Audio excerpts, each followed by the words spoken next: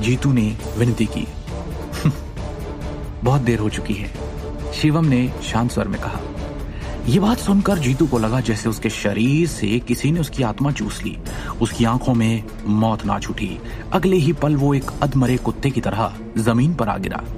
शिवम ने बिना भाव के कहा, मैं पूरी जिंदगी मार्शल आर्ट का अभ्यास करता आया हूं, लेकिन किसी को मारने का इरादा कभी भी मेरे मन में नहीं आया। लेकिन बात अगर मेरे अपनों पे आ जाए तो। आंखों के आगे मौत नाचती देख जीतू बिल्कुल शांत हो गया।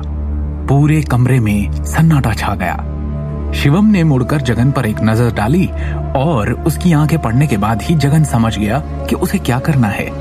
उसने सर हिलाया और आगे बढ़कर जीतू को पकड़ लिया। जीतू का शरीर गूंधे हुए आटे सा नरम पड़ गया था। जीतू, मास्टर शिवम ने आपको एक मौका दिया था खुद को बचाने का, लेकिन आपने न केवल उनकी दयालुता को ठुकरा दिया बल्कि उनका उपहास करने की भी हिम्मत की। इसी दौरान रैट डर के मारे कांपते हुए छोटे से कमरे से बाहर आया। आते ही सीधा वो शिवम के सामने गया और एक उत्कृष्ट क्रिस्टल बॉक्स प्रस्तुत किया। मास्टर शिवम, शायद यही वो चीज है जिसे आप ढूंढ रहे हैं। ये जिस हाल में आया था उसी हाल में है। हमने तो इसे छूने की हिम्मत भी नहीं की है, रैट ने डर से कांपते हुए कहा। यही वो आइटम था जिसे बनाने के लिए दृष्टि ने शिवम के साथ बहुत मेहनत की थी। King of the world. Shivam के चेहरे पर धीरे धीरे मुस्कान आ गई और उसने क्रिस्टल बॉक्स को धीरे से बंद कर दिया। मास्टर शिवम, मुझे जाने दीजिए। मैं तो बस जीतू दादा के आदेशों का पालन कर रहा था। मैं तो उनके आदमियों की फौज में से एक प्यादा हूँ। वो जो कहते हैं बस हम वो करते हैं। कुछ पूछने बोलने की हमें इजाजत नहीं होती। रैट ने दया की भीख मांगी। शिवम ने कहा, एक काम में मेरी मदद करो। मैं न केवल तुम्हें जाने दूंगा बल्कि तुम्हें इनाम भी दूंगा। मास्टर शिवम, जो करवाना है बेझिझक कहिए। कोई फर्क नहीं पड़ता कि आप मुझे क्या करवाते हैं। मैं निश्चित रूप से इसे बिना किसी असफलता के पूरा करता हूँ। रैट की आंखों में जीवित रहने की आशा चमक उठी। शिवम ने कहा, काम बहुत आसान सा है। तुम्हें बस करण नारंग को पकड़ना है, साथ ही सबूत इकट्ठे करने हैं कि उसके साथ मिलकर तुमने नारंग एम्पायर की बिल्डिंग से किंग ऑफ द वर्ल्ड को चुराने के काम को कैसे अंजाम दिया। जब सही समय आएगा तो तुम्हें बस करण नारंग के खिलाफ गवाही देनी होगी। बस इतना सा काम? ये तो मैं तुरंत कर दूंगा मास्टर शिवम, कोई दिक्कत नहीं। रैट ये महसूस करने के बाद तुरंत सहमत हो गया कि काम वास्तव में कितना आसान था। मास्टर शिवम, आप निश्चिंत रहिए, मैं करण नारंग से सब कुछ कबूल करवा लूंगा। पहली बात तो ये प्लान उसी का था, रैट ने गंभीरता से कहा।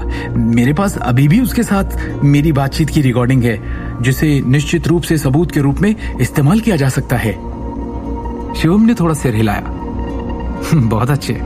काम हो जाने के बाद तुम्हें तुम्हारे हरियाणा में एक पद भी दिया जाएगा। Thank you master Shivam, very very thank you. Rat उत्साह से झुक गया।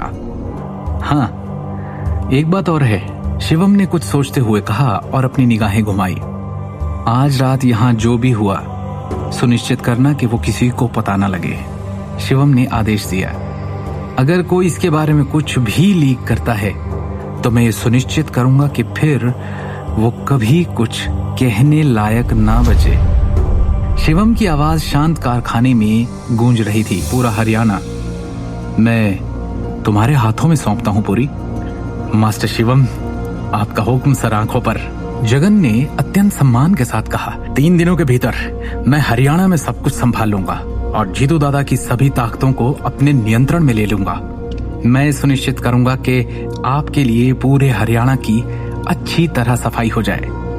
अगले दिन सुबह सुबह शिवम और दृष्टि छतरपुर से सिटी सेंटर में रॉयल कमर्शियल स्काई स्क्रैपर की ओर रवाना हुए। रजत मलिक का पूरा ध्यान ड्राइविंग पर केंद्रित था। शिवम कार की पिछली सीट पर अपनी आंखें बंद करके आराम कर रहा था। दूसरी ओर दृष्टि आज के दिन को लेकर बेहद चिंतित दिख रही थी। शिवम, तुमने कल रात क्या किया? दृष्टि ने अचानक पूछा। शिवम ने धीरे से अपनी आंखें खोली और मुस्कुराते हुए कहा, इस सवाल का मैं ये मतलब समझूं कि तुम्हें मेरी फिक्र होने लगी है। दृष्टि ने झुंझलाकर शिवम को देख अपनी आंखें घुमाई। वो इस जन्म में नहीं होने वाला। मुझे फिक्र बस आज की एग्जीबिशन के लिए है। मेरा डिजाइन किया हुआ ज्वेलरी पीस तो चोरी हो गया। समझ नहीं आ रहा कि मेहमानों को इस स्थिति के बारे में कैसे समझाएंगे। दृष्टि ने और भी ज्यादा बेचैन होते हुए कहा, चिंता मत करो, मैंने कल रात ही मामला सुलझा लिया है। दृष्टि ने संदिग्ध नजरों से शिवम को देखा और पूछा, कैसे? नहीं, कैसे? मतलब किंग ऑफ द वर्ल्ड तुम्हें वापस मिल गया है? ये अनुमान तुम खुद क्यों नहीं लगाती? शिवम फिर मुस्कुराया। आगे की कहानी जानने के लिए देखिए अगला एपिसोड सिर्फ पॉकेट FM के YouTube चैनल पर, और शिवम द हिडन वॉरियर के सारे एपिसोड्स को सुनने के लिए डिस्क्रिप्शन में दी लिंक से डाउनलोड करें पॉकेट FM ऐप।